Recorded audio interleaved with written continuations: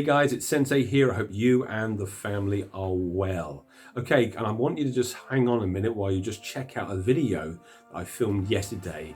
I was at a training hall preparing the hall in ready for our return this coming Wednesday. It's the Wednesday's temporary hall that we're going to be using just for the end of July and for all of August.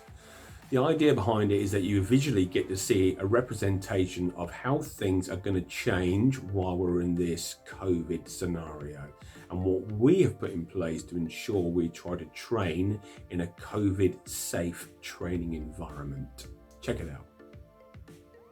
Hey guys, Sensei here. I'm just at the temporary hall preparing the hall for this Wednesday's very first training session back since the lockdown.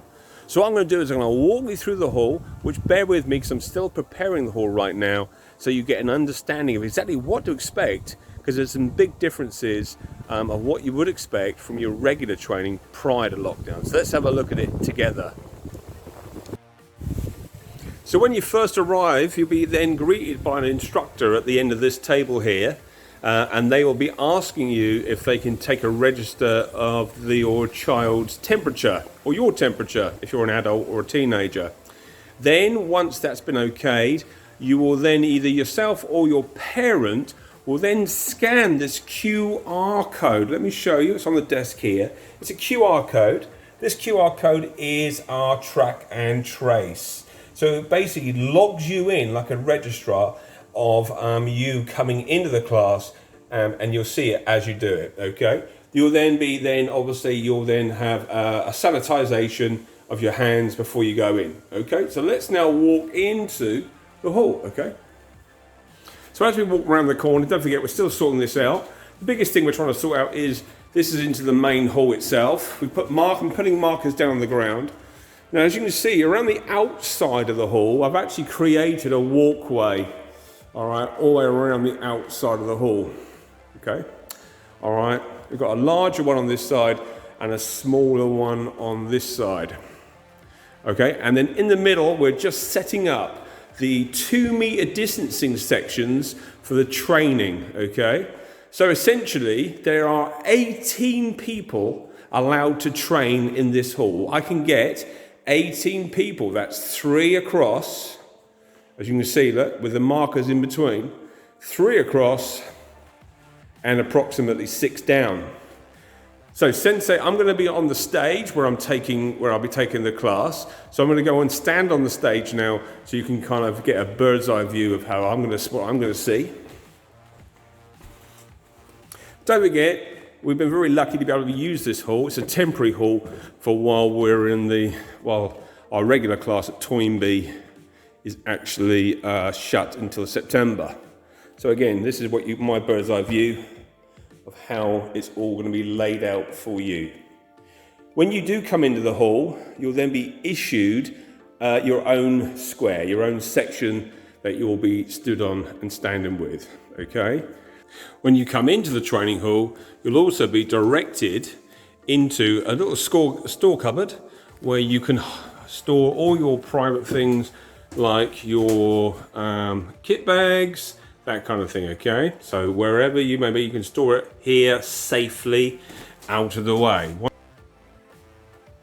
Then at the end of the training session, the children will all be lined up, obviously maintaining social distancing to a degree, and we will be taking them out of the exit point, okay?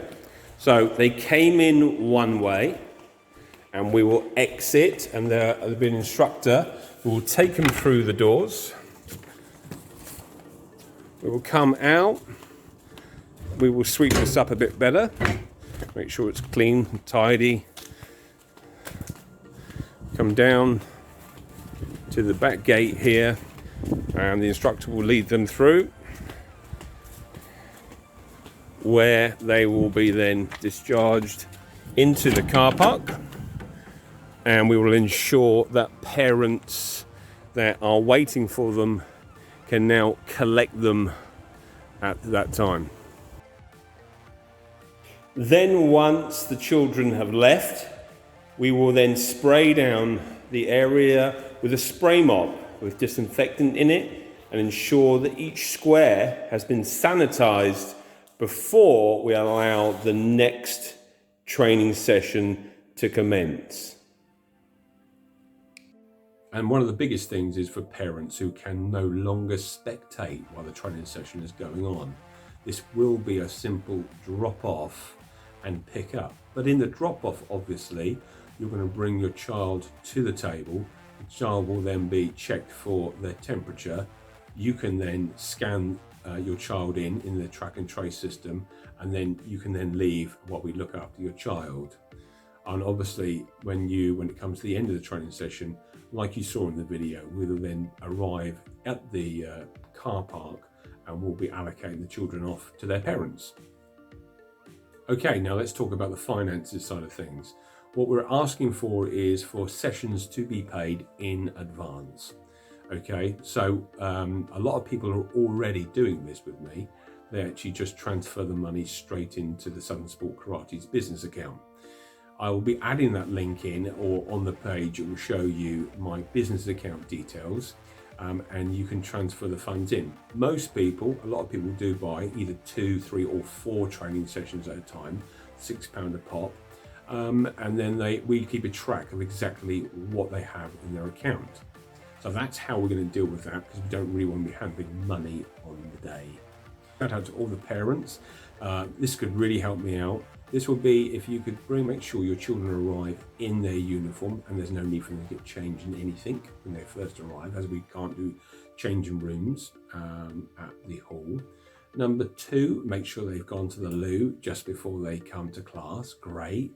Number 3 is to ensure that just before you leave, they wash their hands. That's also a great one. Cool. We also, even though there might not be any sparring involved per se, we do still need them necessarily to bring all of their sparring equipment if they have any. So please make sure they bring their sparring equipment with them, because that could be used in drills, and also stopping them from making any contact points. If they're punching a bag, for instance, they're not physically touching it with their hands. So once again, it eliminates any contact points. Thanks. And finally, you can tell that we're already working very hard to ensure that we are kicking off our training sessions at a high standard of a COVID-safe training environment. Yes, things will get better. Yes, we will get slicker and better at things. And even some things we may even discard as if we're allowed to. But at this current time, it's a very strict format, and we have to keep to the strict format to ensure everyone's safety. Thanks for watching, guys. All the best. Bye.